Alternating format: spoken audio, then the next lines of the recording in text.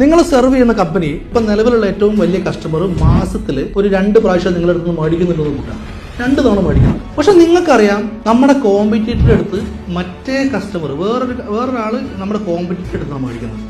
അവൻ മാസത്തിൽ 6 ഇൻവോയ്സ് അടിക്കുന്നുണ്ട്. ലോജിസ്റ്റിക്സിലൊക്കെ നിങ്ങൾക്ക് ആലോചിക്കാം.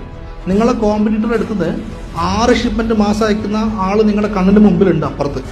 നിങ്ങളെ ഏറ്റവും വലിയ കസ്റ്റമർ നിങ്ങൾക്ക് ഇപ്പോൾ 2 തരുന്നുള്ളൂ ഓർഡർ. അപ്പം നിങ്ങളുടെ ഡ്രീം കസ്റ്റമർ ആരാണ്? മറ്റവനാണ്.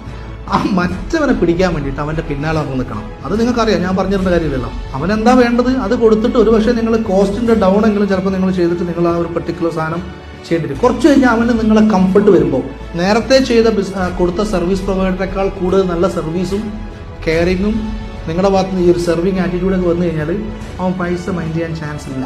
ചീപ്പ് കസ്റ്റമർ അല്ലെങ്കിൽ ചീപ്പാണെങ്കിൽ അവൻ പോയിക്കൊണ്ടേയിരിക്കും. അതല്ല അവൻ ഇമോഷണലി എഡ്യൂക്കേറ്റഡ് ആണെങ്കിൽ he will be your customer.